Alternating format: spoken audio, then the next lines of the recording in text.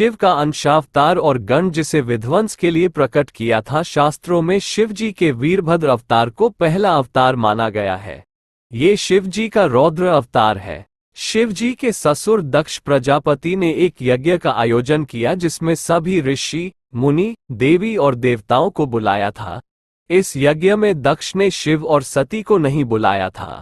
माता सती अपने पति महादेव की इच्छा के विरुद्ध बिना बुलाए ही अपने पिता दक्ष प्रजापति के द्वारा आयोजित इस यज्ञ में गई थी, किंतु उसने वहां जाकर देखा कि उनके पति का भाग नहीं निकाला गया है और पिता ने उनकी ओर देखा तक नहीं।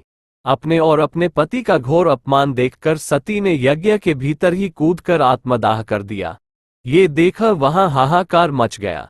भगवान शंकर को जब ये समाचार मिला तो वे क्रोधित हो गए।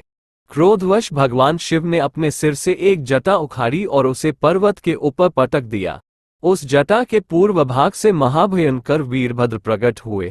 उत्पन्न होते ही वीरभद्र शिव की आज्ञा से तेजी से यज्ञ स्थल पहुंचा और उसने वहां की भूमि को रक्त से लाल कर दिया और बाद में दक्ष को पकड़कर उसका सिर धड़ से अलग कर दिया।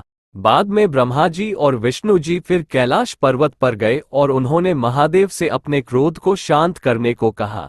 राजा दक्ष को जीवन देकर यज्ञ को संपन्न करने का निवेदन किया। बहुत प्रार्थना करने के बाद भगवान शिव ने उनकी बात मान ली और दक्ष के धड़ को बकरे का सिर जोड़कर उसे जीवन दान दिया, जिसके बाद ये यज्ञ पूरा हुआ।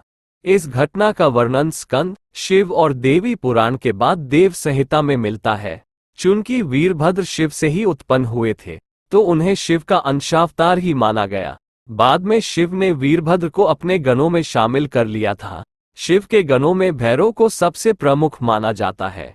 भैरव के बाद नंदी और फिर वीरभद्र। तब तक सुनते रहिए।